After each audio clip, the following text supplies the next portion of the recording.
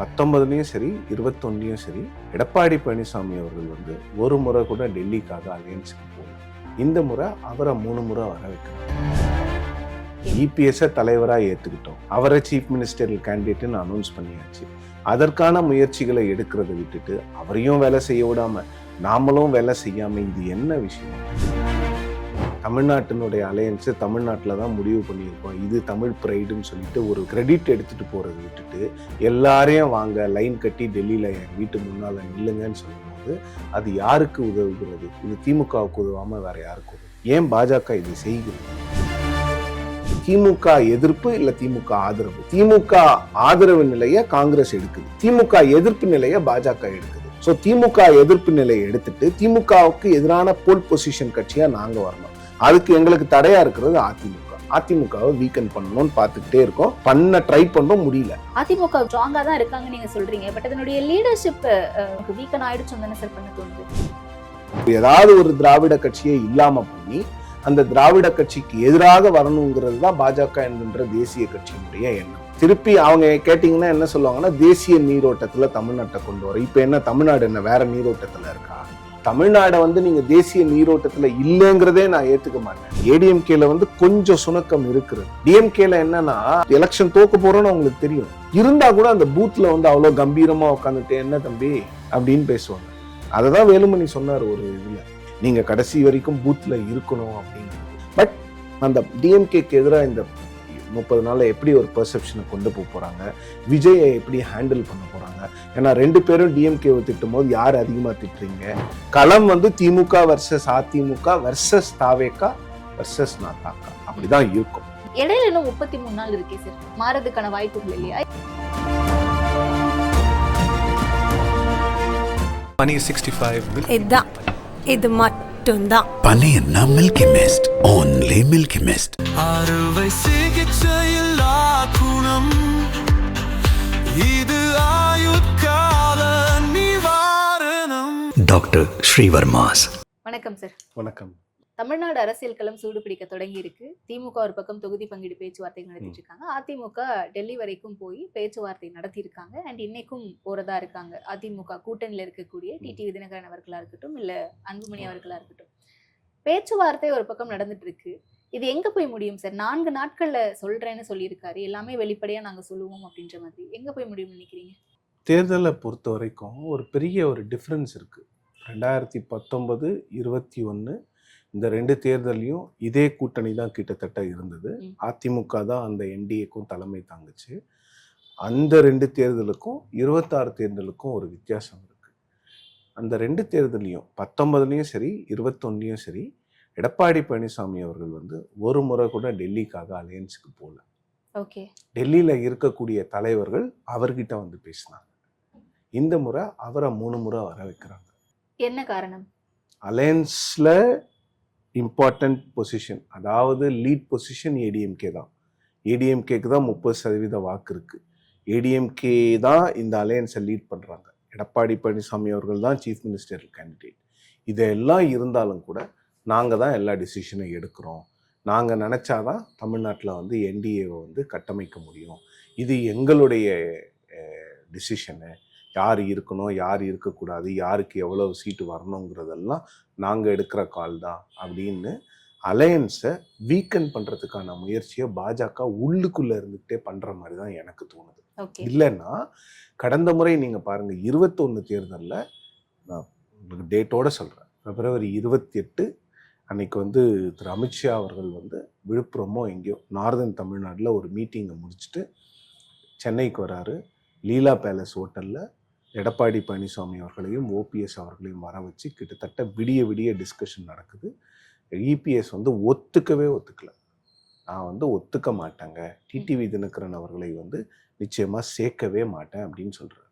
அமித்ஷா அவர்களும் வேற வழி இல்லாமல் இபிஎஸ் அவர்கள் சொல்கிறதை ஏற்றுக்கொண்டு அந்த அலையன்ஸை ஃபிக்ஸ் பண்ணுறாங்க.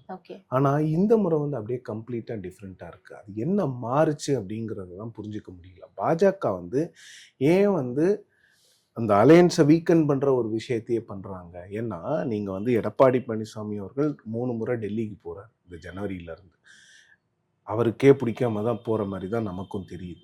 ஏன்னா ரொம்ப வெளிப்படையாக தெரியும், திமுகவினுடைய கேம்பெயின் மிஷினரி வந்து இதை எப்படி கொண்டு போவாங்க அப்படின்னு இன்னைக்கே ஆரம்பிச்சிட்டாங்க. பாருங்க, தமிழ்நாட்டின் முடிவுகள் எல்லாம் டெல்லியில எடுக்கிறாங்க அப்படின்னு. அதற்கு அப்படியே கிரெடன்ஸ் கொடுக்குற மாதிரி தான் பிஜேபி இந்த விஷயங்களெல்லாம் பண்ணிக்கிட்டு இருக்கிறாங்க. அவங்க தெரிஞ்சுதான் பண்றாங்க. அதைத்தான் பிஜேபி விரும்புறாங்களோ?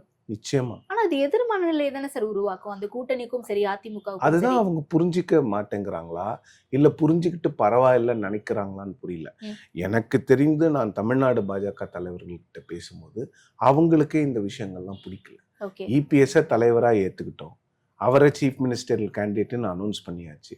அதற்கான முயற்சிகளை எடுக்கிறத விட்டுட்டு அவரையும் வேலை செய்ய விடாம நாமளும் வேலை செய்யாம இது என்ன விஷயம்? ஏன் நம்ம அலையன்ஸை நாமளே வீக்கன் பண்ணிட்டு இருக்கோம் அப்படிங்கிற கேள்வியை உள்ளுக்குள்ள இருந்தே எழுது. ஆனா அதற்கெல்லாம் பாஜக தலைமை செவி சாய்க்கவே இல்லை. இப்ப பாருங்களேன், அவரை கூப்பிட்டு அங்க அலையன்ஸை ஃபிக்ஸ் பண்றாங்க, அங்க நம்பர்ஸை டிசைட் பண்றாங்க. எதுக்கு? எல்லாரையும் அங்கேயும் கூப்பிடணும். டிடிவி தினகரன் அவர்களை கூப்பிடுறாங்க, அன்புமணி அவர்களை கூப்பிடுறாங்க. மாறா அமித்ஷா அவர்கள் பிஎஸ்எஃப் ஃப்ளைட்டையோ இல்லை ஐஏஎஃப் ஃப்ளைட்டையோ எடுத்துக்கிட்டு 2.5 மணி நேரத்தில் சென்னைக்கு வந்துடலாம். எல்லாருக்கும் 1/2 மணி நேரம் அப்பாயின்மெண்ட் கொடுத்து பார்த்துட்டு தமிழ்நாட்டினுடைய அலையன்ஸு தமிழ்நாட்டில் தான் முடிவு பண்ணியிருக்கோம், இது தமிழ் ப்ரைடுன்னு சொல்லிட்டு ஒரு பெருமையாக ஒரு கிரெடிட் எடுத்துகிட்டு போகிறத விட்டுட்டு எல்லாரையும் வாங்க லைன் கட்டி டெல்லியில் என் வீட்டு முன்னால் நில்லுங்கன்னு சொல்லும் போது அது யாருக்கு உதவுகிறது? இது திமுகவுக்கு உதவாமல் வேற யாருக்கு உதவும்? ஏன் பாஜக இதை செய்கிறது? முதல்ல இல்லை, இங்கே தமிழ்நாட்டில் என்டிஏனுடைய தலைமை அப்படிங்கிறது அதிமுக தான். என்டிஏனுடைய தலைமையா இபிஎஸ் தான் இருக்காரு அப்படின்னும் போது அப்ப இபிஎஸ் கையில அதை ஒப்படைக்கிறதுல என்ன சிக்கல்? அதுதான் புரிய மாட்டேங்குது. இபிஎஸ் கையில தான் ஒப்படைக்கணும்.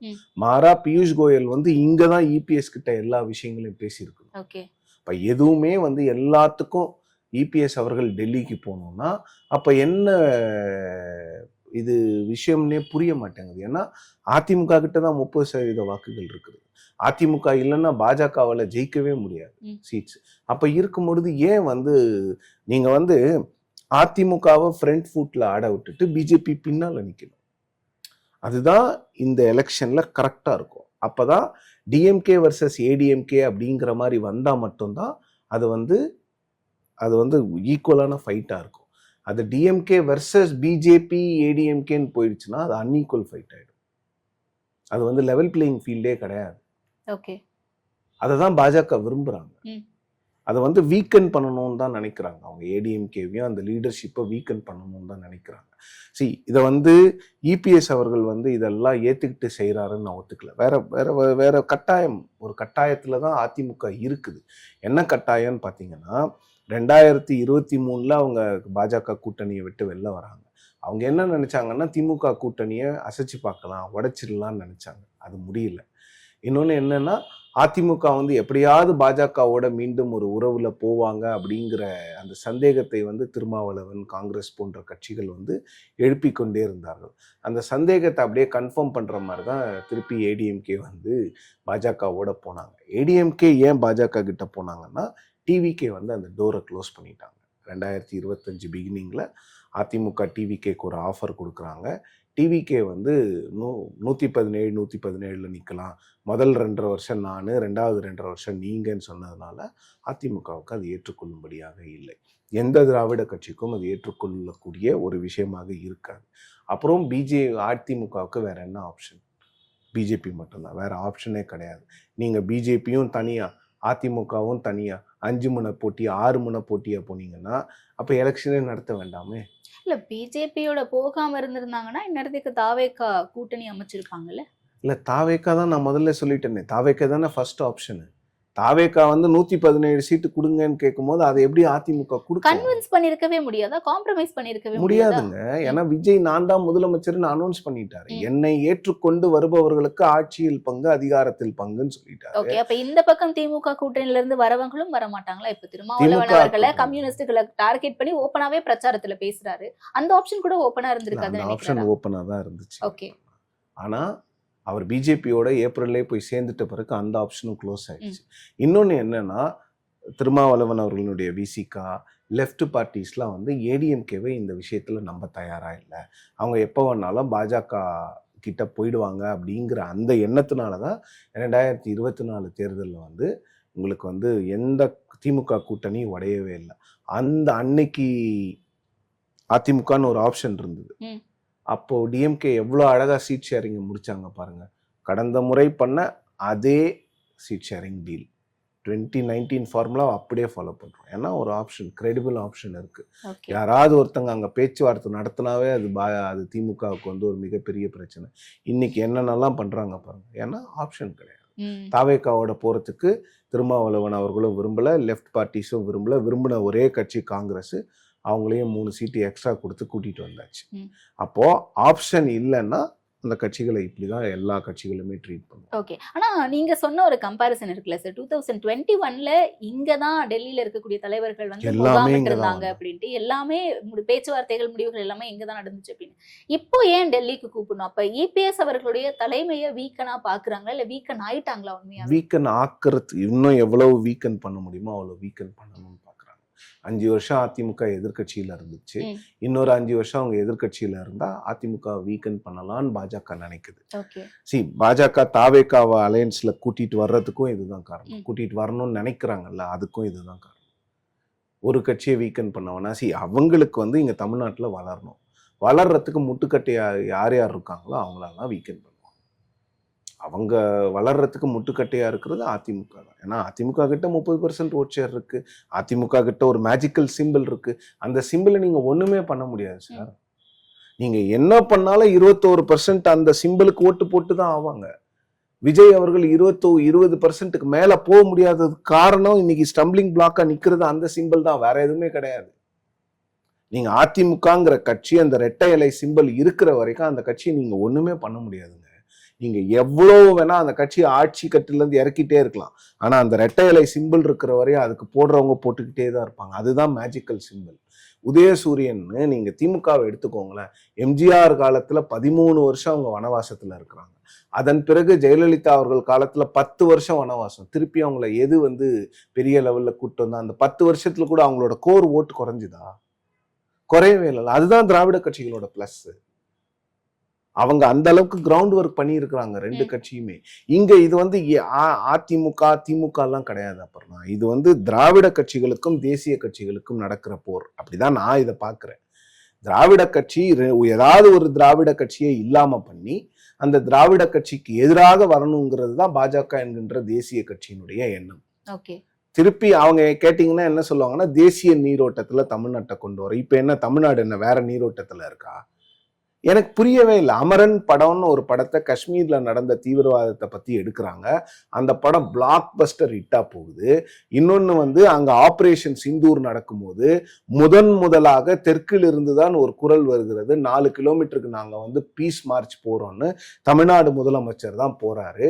75 வருட சுதந்திரம் கம்ப்ளீட் ஆகும் போது இந்தியாவுக்கு முதல்ல தமிழ்நாட்டுல சென்னை மெரினா பீச்ல தான் அந்த ஒரு நினைவு சின்னம் ஒண்ணு வைக்கிறாங்க. தமிழ்நாடை வந்து நீங்க தேசிய நீரோட்டத்துல இல்லைங்கிறதே நான் ஏத்துக்க மாட்டேன்.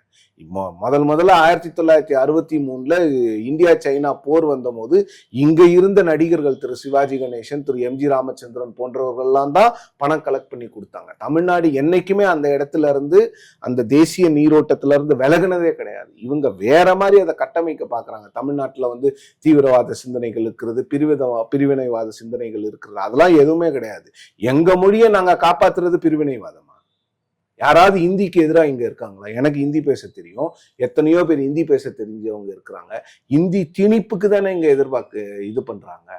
சோ அப்ப வந்து பாஜக என்னன்னா, அவங்களுக்கு திமுக தான் இங்க போல் பொசிஷன். இங்க தமிழ்நாட்டுடைய அரசியலை எடுத்துக்கிட்டீங்கனாலே 67ல திமுக ஆட்சிக்கு வந்த பிறகு திமுக எதிர்ப்பு இல்ல திமுக ஆதரவு, இப்படிதான் அரசியல் வந்து சுத்தி கொண்டே இருக்கும் தமிழ்நாட்டுல. திமுக ஆதரவு நிலையை காங்கிரஸ் எடுக்குது, திமுக எதிர்ப்பு நிலையை பாஜக எடுக்குது. ஸோ திமுக எதிர்ப்பு நிலையை எடுத்துட்டு திமுகவுக்கு எதிரான போல் பொசிஷன் கட்சியா நாங்க வரணும். அதுக்கு எங்களுக்கு தடையா இருக்கிறது அதிமுகவை வீக்கன் பண்ணணும்னு பார்த்துக்கிட்டே இருக்கோம். ட்ரை பண்றோம், முடியல. அதான் உண்மை. இன்னுமா அதிமுகவை வீக்கன் பண்ண முடியல. அவங்களால வீக்கன் ஆயிடுச்சுன்னு நிறைய பேர் சொல்லுவாங்க. ஆனா நீங்க 2021 தேர்தல் ரிசல்ட் எடுத்து பாத்தீங்கன்னா 33% அதிமுக, 33% இருக்குது கட்சி. 24 நாடாளுமன்ற தேர்தல் எடுத்துக்கிட்டீங்கனால 21% அந்த கட்சிக்கு இருக்கு. 21%ங்கிறது வந்து சாதாரண வாக்கு வங்கி கிடையாது. அந்த கட்சிக்கு அந்த தேர்தலில் வந்து பிரபலமான வேட்பாளர்களே கிடையாது எந்த தொகுதியிலுமே, 1-2 தொகுதி தவிர. இன்னொன்னு அந்த கட்சிக்கு வந்து ஒரு பிரதமர் வேட்பாளர் கிடையாது. அந்த கட்சிக்கு வந்து நிறைய மைனஸஸ் இருந்த போதும் 21% வாங்குறாங்க. ஏன்னா அவ்வளவுதான் குறைவா அவங்களால வாங்க முடியும். ஓகே. அதற்கு குறைவா அவங்களால வாங்க முடியாது. ம். அப்ப என்னன்னா அதிமுக வீக்கன் பண்ணும். அதிமுகவையே வீக்கன் பண்ண முடியாம தவிக்கும் போது தாவேக்கான்னு இன்னொரு ரீஜனல் பார்ட்டி வருது. நாங்க எத்தனை எதிரியை தான் சமாளிப்போம்? அதனால என்ன பண்ணோம், ஒண்ணு ஒரு எதிரிய காலி பண்ணோம், அப்படி இல்லைன்னா 2 எதிரியும் ஒரே இடத்துல கொண்டு வந்து 2 பேரையும் ஒன்னா வந்து வீக்கன் பண்ணணும். எனக்கு இங்கதான் சார் டவுட். வீக்கெண்ட் பண்ண பாக்குறாங்க அப்படின்ற இடத்துல அதிமுகவை சூஸ் பண்றாங்க. அதிமுக வீக்கெண்ட் ஆகல, இன்னும் ஸ்ட்ராங்கா தான் இருக்காங்க நீங்க சொல்றீங்க. பட் அதனுடைய லீடர்ஷிப் நடந்துக்கக்கூடிய ஒரு நடவடிக்கைகள் எல்லாமே நமக்கு வீக்கெண்ட் ஆயிடுச்சு தானே சார் பண்ண தோணுது. இல்ல வீக்கன் ஆயிடுச்சுன்னு தோணும். ஆனா அவங்களோட ஓட் ஷேரை பார்க்கும்போது வீக்கன் ஆகல.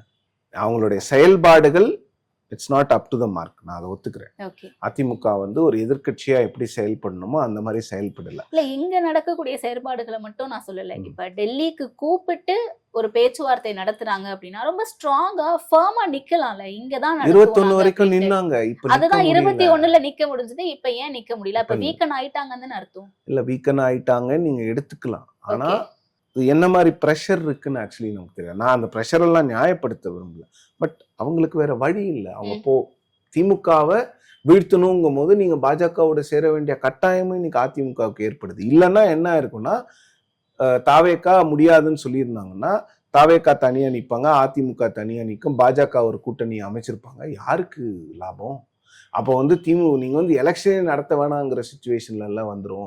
ஸோ அதனாலதான் அதிமுக அவங்களோட போக வேண்டியது இருக்கு. அவங்களுக்கு ப்ரெஷர்ஸ் இருக்குங்க. அவங்களோட அமைச்சர்கள் மீது நிறைய கரப்ஷன் கேசஸ் இருக்குது, எல்லாமே இருக்கு. யாருமே இங்க அதிமுகவை புனித கட்சி இல்ல அதிமுக வந்து காம்ப்ரமைசஸே பண்ணிக்கலன்னுலாம் சொல்ல வரல. பட் பாஜக அவங்கள வீக்கன் பண்ணணும்னு நினைக்கிறாங்கிறது ரொம்ப வெட்ட வெளிச்சமா வெளிப்படையா தெரியுது.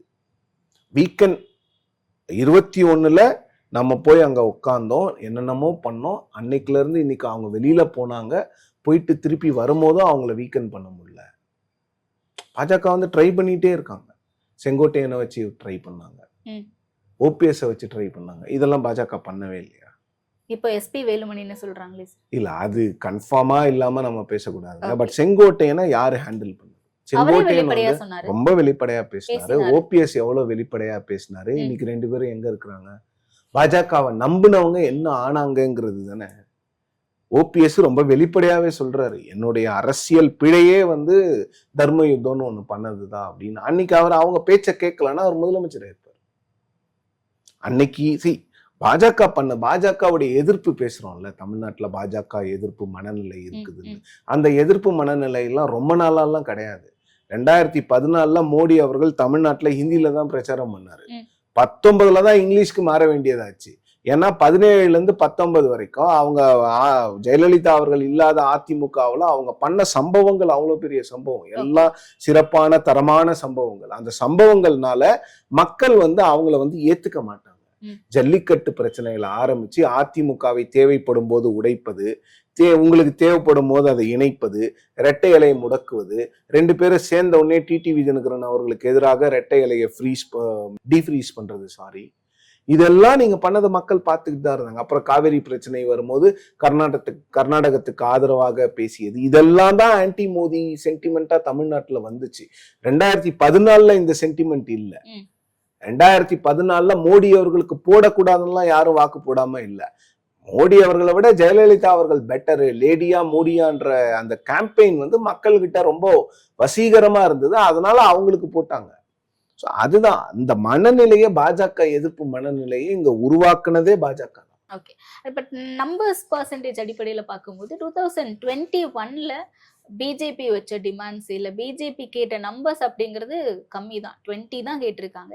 இந்த முறை ஒரு 30-35 வரைக்கும் கேட்கறதுக்கான வாய்ப்புகள் இருக்கு அப்படின்னு சொல்றாங்களே சார், அது எப்படி? 20 அவங்க கேட்கல, இபிஎஸ் கொடுத்தது 20 அவங்க கேட்டாங்க. அவங்க அப்பவே 55 65, அதுக்கு போய் என்ன காங்கிரஸ் கேட்டாங்களா 70, ஆரம்பிக்கும் போது 70 சீட்ஸ் கொடுங்க அப்படின்னு. அந்த மாதிரி பிஜேபியும் அவங்களும் அந்த பிக் பிரதர் ஆட்டிடியூடோட தான் பண்ணாங்க. அவரு இபிஎஸ் அப்ப என்ன பண்ணாருன்னா, இவ்வளவுதான் உங்களுக்கு சீட்டு ஓட் ஷேர் இருக்குது, இவ்வளவுதான் சொல்லிட்டாரு.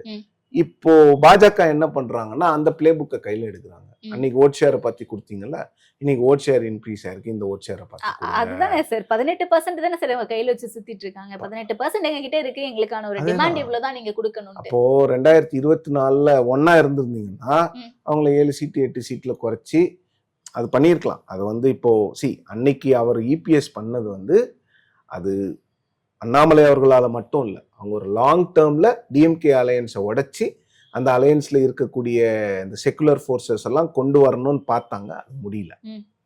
இப்ப என்ன ஆகுதுன்னா அதிமுகவுக்கு பாஜகவினுடைய அந்த ஓட் ஷேரை ரெகக்னைஸ் பண்ண வேண்டிய கட்டாயம் அதிமுகவுக்கு ஏற்படுது. ஏன்னா இபிஎஸ் அவர்களே சொல்லியிருக்காருல அந்த 18+22ன்னு, அந்த கட்டாயம் அவங்களுக்கு வருது. ஏன்னா ஓட் ஷேர் இருக்கு. இப்போ காங்கிரஸ்க்கு நீங்க எதுவும் ப்ரூவ் பண்ண முடியாது, அவங்க கிட்ட இல்லை, 4.5 தான் வச்சிருக்கிறாங்க. அதுவும் குறைஞ்சுதான் இருக்குது இப்போ இந்த 10 வருஷத்துல. அது கடைசி 4.5 அவங்க தனியா போட்டியிடும் போது. பட் பாஜகவுக்கு ஃப்ரெஷ்ஷா இப்போ நாங்க 11% வச்சிருக்கோம்னு சொல்றாங்க. அதுதான் அங்க பிரச்சனை. இப்போ அவங்க அந்த சீட் கேட்கும் போது இப்ப கூட பாஜக கேட்கிற சீட்டெல்லாம் இபிஎஸ் கொடுக்க மாட்டார். அந்த விஷயத்துல அவர் ரொம்ப கராரா தான் இருப்பாரு. பட் இந்த முறை எங்கேயோ ஒரு டிஃபரன்ஸ் இருக்குது. 21ல அவங்க இங்க வந்தாங்க. 19லலாம் பாத்தீங்கன்னா 5 சீட்டு தான். ஜெயலலிதா அவர்கள் இருந்த காலத்துல 2004லயே 7 சீட்டு வாங்குச்சு பாஜக அதிமுக கூட்டணியில. 7 சீட்டு கொடுத்தாங்க பாஜகவுக்கு. அத்வானி அவர்கள் ஜெயலலிதா அவர்கள் கிட்ட பேசும்போது அதை 7 2 குறைச்சி 15 வருஷம் கழிச்சு 2 குறைச்சி 5 கொடுத்தாரு இபிஎஸ். அதெல்லாம் நீங்க பாராட்டணும் அவரை. அதே மாதிரி 21லயும் அதே மாதிரி 20 பண்ணாரு. இன்னைக்கு பண்ண முடியல. இன்னைக்கு அவங்க கூப்பிடுறாங்க, ஏன்னா ஆட்சி இல்லை இங்க. அது ஒரு பெரிய ரீசன். அன்னைக்கு ஆட்சி இருந்தது, அந்த ஆட்சியால பாஜகவுக்கு நிறைய பலன்கள் இருந்தது. இன்னைக்கு அவங்களுக்கு ஆட்சி இல்லைன்னும் போது அந்த பிரச்சனைகள் வருது. இதுல ஏடிஎம்கேவை யாருமே இதுல இருந்து இன்சுலேட்லாம் பண்ணல.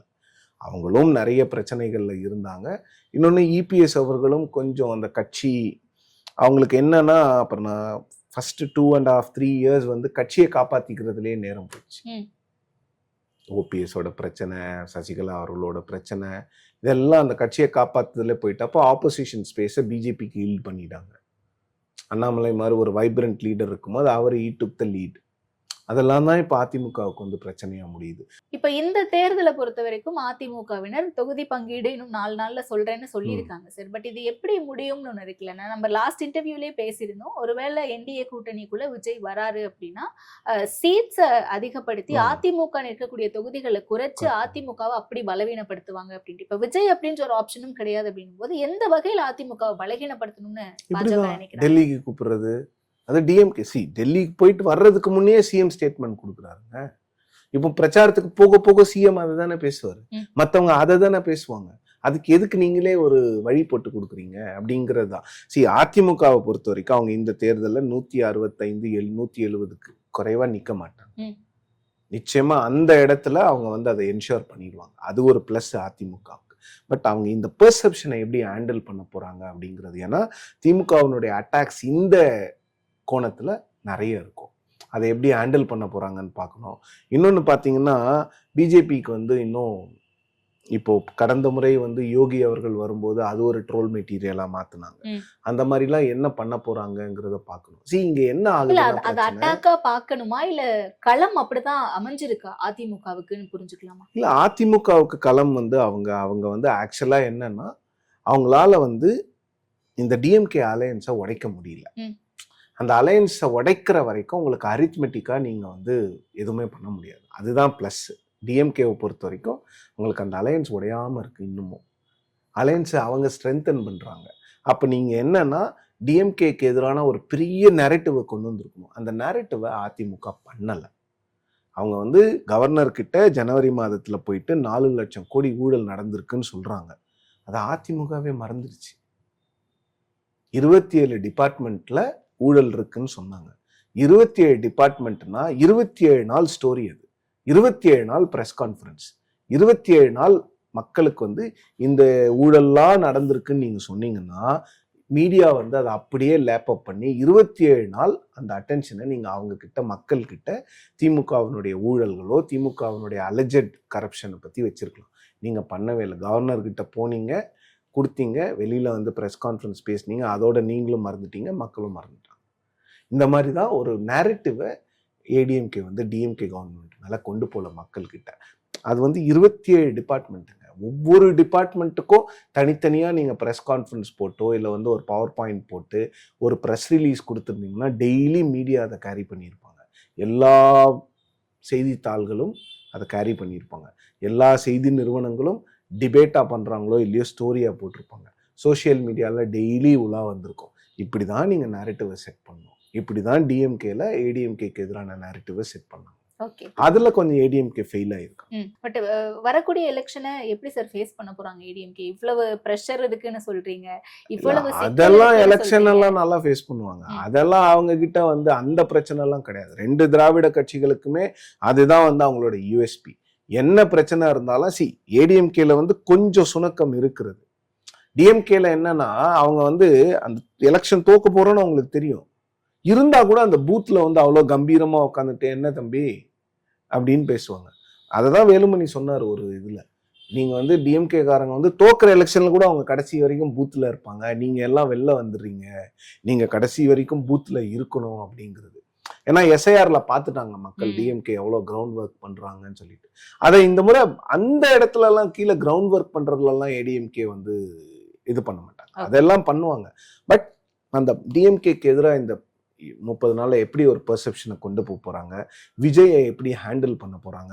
ஏன்னா 2 பேரும் டிஎம்கேவை திட்டும் போது யார் அதிகமா திட்டுறீங்க, யார் வந்து இஷ்யூஸை பத்தி பேசுறீங்கிற ஒரு போட்டி இருக்கும்பொழுது அதை எப்படி அதிமுக சமாளிக்க போகுது அப்படிங்கிறது தான்.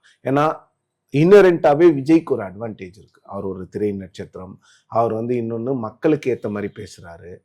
அவர் வந்து இந்த எதுகை மூனையில எல்லாம் பேசுறாருல, ஓம் சக்தி பராசக்தி என்னென்னமோ பேசுறாருல, பாயாசமா வேற ஏதோ கூட ஒரு நாள் பேசியிருந்தாரு, டெல்டா டால்டா. சோ அந்த மாதிரி அவர் வந்து கொஞ்சம் எல்லாருக்கும் ரிலேட் ஆகிற மாதிரி பேசுறாரா. இபிஎஸ் அவர்களும் ஸ்டாலின் அவர்களும் அவங்க ஓல்ட் டைம் பாலிட்டிஷியன்ஸ். அவங்க வந்து நார்மலான ஒரு ஸ்பீச்சை தான் பண்ணுவாங்க. ஸோ அந்த சிக்கல்கள் 2 கட்சிக்குமே உண்டு. அது திமுக அந்த சிக்கல் வரும். ஏன்னா இவர் விஜய் அவர்கள் வந்து டெய்லி பேசி டெய்லி இந்த மாதிரி டால்டா டெல்டா சொன்னாருன்னு வச்சுக்கோங்களேன், அது வந்து ஈஸியா ரீச் ஆகும். ஏன்னா எழுதுறதும் ஈஸி, அதை வந்து ஒரு கார்டா போடுறதும் ஈஸி. டால்டா டெல்டா விஜய் என்ன சொல்ல வருகிறார் அப்படின்னு ஈஸியா போட்டுடலாம். இவங்க 2 பேரும் பேசுறது வந்து கொஞ்சம் கஷ்டப்பட்டு அதை வந்து காம்ப்ரிஹெண்ட் பண்ணி அதை எழுதுறதுக்கு கொஞ்சம் கஷ்டமா இருக்கும். சோ எப்படி களம் மாற போகுது, அதிமுகவுக்கு என்ன மாதிரியான சவால்கள் இருக்க போகுது அப்படிங்கறது. சவால்கள் இருந்தாலும் அவங்க கிரவுண்ட்ல வந்து டிஎம்கேவா நிறைய இடங்கள்ல அவங்க தான் ஃபர்ஸ்ட் ஆஃப் ஃபைட் பண்ணுவாங்க. சர்வேஸ் அதுக்கப்புறமா வரக்கூடிய நம்பர்ஸ் வச்சு பார்க்கும்போது பாசிபிலிட்டிஸ் எப்படி இருக்கு அதிமுகவுக்கு? அதிமுக வந்து செகண்ட், ஒரு வேளை திமுக ஜெயிச்சிட்டுனா செகண்ட் பொசிஷன் அதிமுக தான் இருக்கும். நான் அப்படிதான் நினைக்கிறேன். களம் வந்து திமுக வர்சஸ் அதிமுக வர்சஸ் தாவேகா வர்சஸ் நாத்தாக்கா அப்படிதான் இருக்கும். இப்படிதான் களம் இருக்குது. மாறுச்சுன்னா மே 4ஆம் தேதி நம்ம மாறினதை நம்ம பேசுவோம். ஏன்னா டேட்டா வச்சுதான் பேச முடியும். இடையில இன்னும் 33 நாள் இருக்கே சார், மாறதுக்கான வாய்ப்புகள் இல்லையா? மாறலாம், இருக்குமா? மாறாமலும் போகலாம். அதிமுக பிரைம் பொசிஷனுக்கு வரலாம், இல்ல அதிமுக 2வதுலயே இருக்கலாம். 3வதுக்கு போறதுக்கான வாய்ப்பை நான் பார்க்கல. அது கஷ்டமா இருக்கும் ரொம்ப. அதுக்கு வந்து விஜய் அவர்கள் வந்து ஒரு வருஷம் ஃபீல்ட்ல இருந்திருந்தாருன்னா ஏதாவது ஒரு திராவிட கட்சி 3வதுக்கு போகும்னு சொல்லலாம். நான் இப்பவும் அதிமுகன்னு சொல்ல, ஏதாவது ஒரு திராவிட கட்சி. அவர் ஃபீல்ட்ல இல்லை, அவர் இப்பதான் வரவே போறாரு. கிட்டத்தட்ட 8 மாவட்டத்துக்கு தான் போயிட்டு வந்திருக்காரு இது வரைக்கும். 8ஓ 10ஓ அவ்வளவுதான் போயிருக்காரு.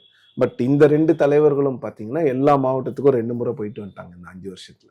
அதெல்லாம் மக்களுக்கு ஞாபகம் இருக்கும். ஓகே, சோ வெயிட் பண்ணி நடக்குதுன்னு பார்ப்போம். நேரத்திற்கு நன்றி.